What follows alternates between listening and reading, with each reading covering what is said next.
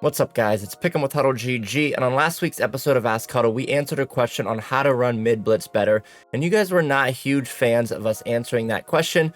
So this week we decided to do something a little bit different, and the entire Ask Huddle episode is revolved around one question, and that's how do we beat mid blitz. So we're going to go over 5 different ways to attack and make sure that no one runs mid blitz on the field against us anymore.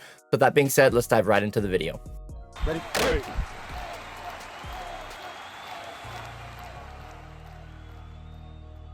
When it comes to attacking mid blitz, the most important thing we need to understand is how to block this appropriately. Now, if we look at the defense here, we're going to see that they are sending 6 people, so we need to make sure that we're blocking 6 as well. If you're trying to pick this up with just your 5 offensive linemen, it's not going to work. Now, what we're going to do is we're going to show you a couple of ways to pick it up with our running back here. Okay, so obviously we need to block that running back first. And then there are 2 slide options that we're going to go over. The first is going to be my favorite personally, and we're going to full slide away from the running back, and that's going to allow him to pick up the edge defender to his side of the field. The reason why I like this one the most is I'm not asking him to block an A-gap defender who's coming directly up the middle of the defense, and I feel like it gives me a little bit better of a pocket at times to step up into. Now, the one thing we need to understand is we're still blocking 6-on-6.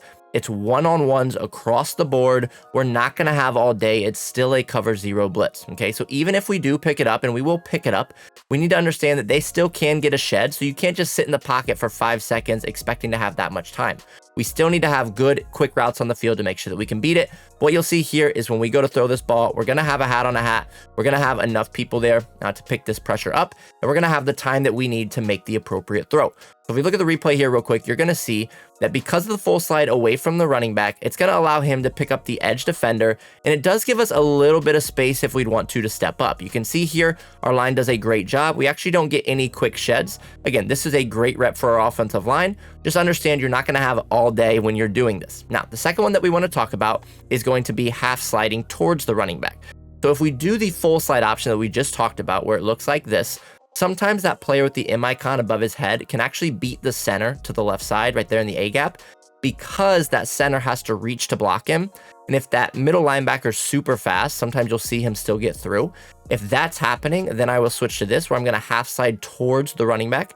And it's going to look like this now with our blocking play art. Okay, so the right side of the line is going to zone block to the right. The running back is going to step in and pick up that A-gap defender to the left side of the screen. Now, when you're doing this, you're not going to have as much room to step up in the pocket because that player is going to come free and the running back does have to get to him. But we're still going to have this blocked correctly. We're still going to get a hat on a hat, and we're still going to have enough time to make our throw down the field. Okay, so if we look at the replay here real quick, you're going to see that we're able to pick that up once again.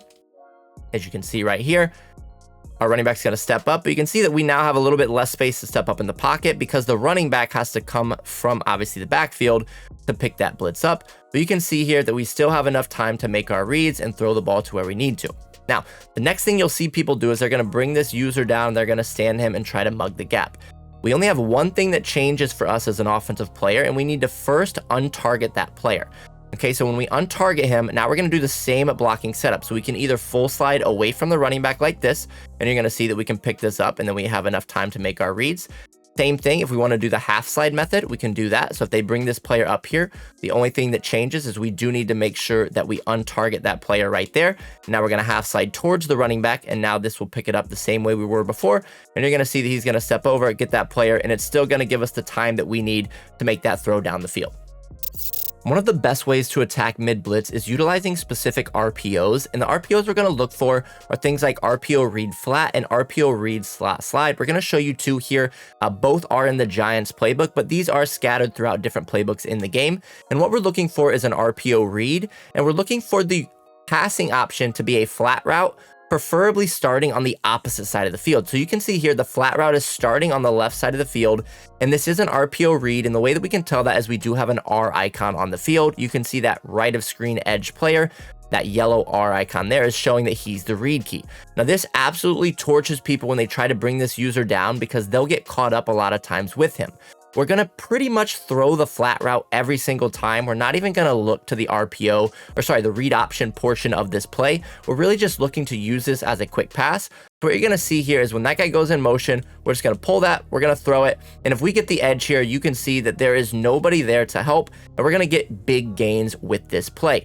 Now, again, this one is out of gun tight open, the one that we just ran, but we have another one here in gun spread. And again, this one is called RPO read slot slide. So like I said, we're looking for a few things with these RPOs. We're looking for the read RPO read option, right? So it's not going to be an RPO alert or anything like that. We need to make sure that that read key is on the field. And then we need to make sure that that flat route is starting on the opposite side. So you can see here, we have the slot guy on the left side of the screen, and it's going to be very similar to the play we just ran, but it's going to look pretty much identical, right? Once we run it. So if we say hike here, we're just going to pull this. You're going to see that there's nobody out here to make a play, and we're going to be able to turn this up the field for huge yardage. And I cannot tell you how many one play touchdowns I've had with these concepts against mid blitz, because you're just putting your player as a defensive player, you're putting your user in a really bad position here, bringing him up here and mugging the gap. And that R icon is never going to play this. Okay. So even if we would put this R icon here, you see, we put him on a hard flat. If we look here, it doesn't matter because of the read icon portion of the play and him being the read key defender. He's going to play the read option portion of this play. So he's never going to go out into the hard flat. Even if we put that guy on a hard flat and we pass commit here, you're going to see that he's still going to shuffle his feet, and he's never going to get out there and be able to make a play here. Again, just a very, very easy way to attack this mid blitz coverage. And again, make sure you look through your playbook to see if you have any of these style of RPOs. Here we're going to talk about how we can attack mid blitz when they start to get really aggressive and press their defense. So a lot of people are going to play ultra aggressive, press that defense, bring the user up here. Now we're going to utilize a slot fade. Now the slot fade preferably will come from a receiver who's on the line of scrimmage. So you can see here to the left side of the screen, my Y receiver is on the line of scrimmage. So that's the player I want to put on the slot fade. And then if there is another receiver over there, we want to put him to the flat quickly. So if it's a compressed set like this, we want to put him on something like a flat. If he would be split out wide, we could always do a curl and custom stem it down, or you could do a smoke screen. The reason why we're doing that second route to the flat is just in case they zone off the outside corner, we want to have a secondary player to throw the ball to. Now, when it comes to making this throw to the slot fade, first of all, make sure that you do pick this up appropriately. Make sure that you block the blitz, or else you're not going to have time to make the throw. But as soon as we see that Y receiver get off the press, we're just going to lob that ball over the top. Okay, so we see him get off the press, we're just going to lob that ball over the top, and there's not much that they can do to defend this, regardless of who their corner is. That corner there has better speed than my receiver, but because of the way that we're going to win off the line of scrimmage, you can just lob this time and time again for huge yards down the field. So again, one more time, we're just going to put the receiver who's on the line of scrimmage on the slot fade. We're going to make sure that we do pick this pressure up. And then as soon as we see him get off the press, we're just going to lob that ball over the top. And you can see once again, there's not much that that corner can do. And this is going to be an easy, big play down the field, and also the possibility for a one-play touchdown. Before we get into the final two tips to absolutely destroy mid blitz, make sure to join our Discord if you're looking to get better at Madden or college football. It's completely free to join, and all you need to do is go to HuddleGG/Discord or click the link in the description. Now, let's get back to the video. Here we're going to talk about how we can attack mid blitz if they're not pressing their defense. Okay, so if they're not pressing, we're going to now look to throw a back shoulder to our slot receiver on a streak. Okay, so what we want to do is just make sure that we have a slot receiver on the streak. If you can put two slot receivers on the streak, that's even better because we can throw it to either side of the field. And what I like to do here, especially if they're not using this middle safety, is I like to put my running back on a check and release rather than a blocking assignment. I'll show you why. First, I'm going to show you him blocking, and then we'll show you what a check and release will do. But let's look at the throw as well. All we need to do is when one of those slot corners or slot defenders turn their hips and start to run with the streak, we're just going to free form this ball to the back shoulder near the sideline, and you're going to see exactly what it looks like here. As soon as he turns his hips, we're just going to throw that to the back shoulder. We're going to go catch that, and there's not really a lot that they can do for this. Okay, now, when it comes to your passing settings, just make sure that you have placement and accuracy on so you can make the free form pass. But the free form is just going to be down and to the sideline. Okay, I use 7 out of 20 on my passing settings and small pass lead increase. Again, if you're more comfortable with another number, as long as you can make this throw, it does not have to be perfect pass settings here. But you can see that as soon as that DB turns his hips to run, we're going to freeform this down into the sideline. We're going to click on it. We're going to go rat catch that. And there's nothing they can do if they do not switch stick to this beforehand. Okay, now if we want to do this to the other side, you can see that you can run this to either side. So just make sure you set up your blocking as always. But if you want to throw this to the left side, you're going to do the same thing. We're just going to freeform to the left and down. We're going to be able to make that catch and get ourselves a big play down the field. Now, I mentioned that I like to put my running back on a check and release if they're not using that safety, and I'm going to show you why here. So if we look at that last rep, you see when we just blocked our running back, look what the safety does. As soon as he sees that the running back is blocking, he's going to go and essentially play a deep middle third zone. And this is just going to give them another defender deep. Now, we showed you can still throw this because we are throwing it towards the sideline, but we don't want to have an extra defender back here looking to help out on these streak routes. So what we're going to do is we're going to put our running back on a check and release. We're still going to block it the same way, whether we want to full slide away or half slide towards.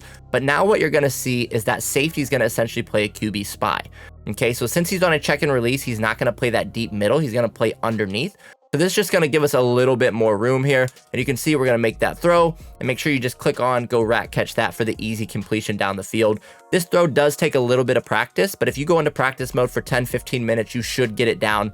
Again, just work on your free form, throwing it to that back shoulder. But you can see here now, when this guy's on a check and release, we're still able to pick this blitz up, right? Nothing changes there. But look at the difference in what the safety does. Last rep, we showed that he played the deep middle. This rep, he's going to come all the way down and essentially play a QB spy. And you can see that leaves both of our streaks one-on-one here to throw the back shoulder to either side of the field that we want. If you're not comfortable making the back shoulder freeform throw that we just talked about, that is perfectly fine. Here we're going to talk about one of the best cover zero beating routes in the entire game. And the route we're looking at here is the A receiver on this choice or this option out route.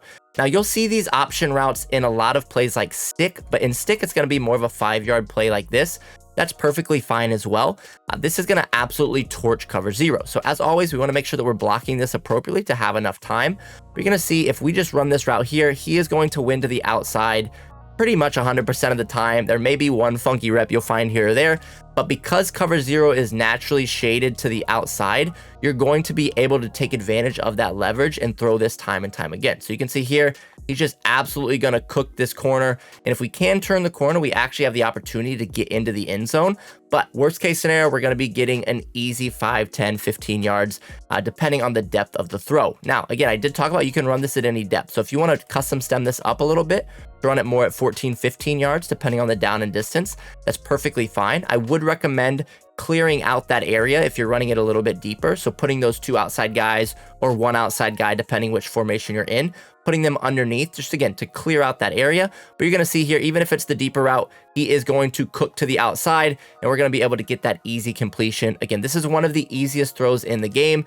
Great thing is, again, you can run it at any depth, 5, 15, 20, whatever you need for the down and distance. He is going to win to the outside, and you can see that we just make that easy throw. And if we can turn the corner, we're going to be able to get easy yards down the field. Thank you guys for tuning in again this week to Ask Huddle, and hopefully you now have multiple answers to attack mid blitz with. So if somebody is looking to run this defense on you the entire game, you're going to force them out of it, or you're going to be putting up huge points. Thank you again for all of the support you guys have given us. If you guys have any questions or comments you'd like us to look at in a future episode, please make sure you leave those in the comment section below. But again, thank you guys so much, and you guys have a blessed rest of your day.